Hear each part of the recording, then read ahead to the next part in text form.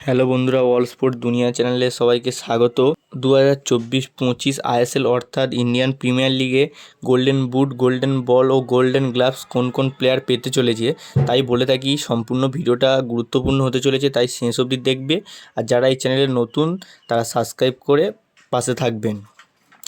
প্রথমে বলে রাখি, আমাদের গোল্ডেন বুটের দৌড়ে একজনই প্লেয়ার আছে, আলাদিন আজারি। 25টি ম্যাচ খেলে 23টি গোল করেছে, তাই গোল্ডেন বুটের দাবিদার আলাদিন আজারিই আছে।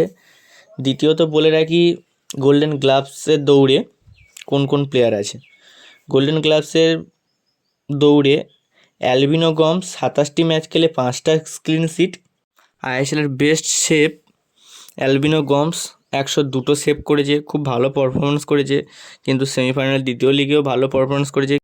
আর দ্বিতীয়ত গোল্ডেন গ্লাভসের দৌড়ে আমাদের মোহনবাগানের প্লেয়ার বিশাল কাইত 25টি ম্যাচ খেলে 15টি ক্লিন শিট রেখেছে ও 71টি সেভ দিয়েছে, তাই গোল্ডেন গ্লাভসের দৌড়ে একজনই আছে, বিশাল কাইত।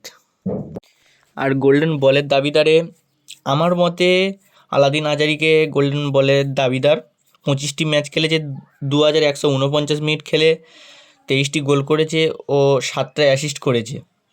সাকসেস পাস করেছে 393টি, তাই আমার মতে আলাদিন আজারিকে গোল্ডেন বুট দেওয়া উচিত। কিন্তু আইএসএলের নিয়ম অনুযায়ী যে টিম লিগ শিল্ড জিতবে তার মধ্যে কেউ গোল্ডেন বলের দাবিদার হবে। তাহলে মোহনবাগান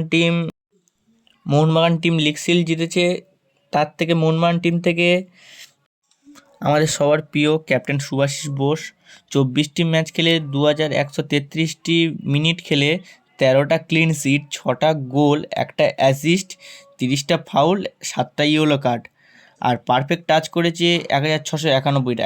একটা লেফট ব্যাক হয়ে এত সুন্দর পারফরমেন্স করা, এর থেকে ভালো কিছু হয় না। খুব সুন্দর পারফরমেন্স করেছে আমাদের ক্যাপ্টেন শুভাশিস বোস। এই বলে ভিডিওটা এখানে শেষ করছি। ভিডিওটা পুরো দেখার জন্য ধন্যবাদ সবাইকে।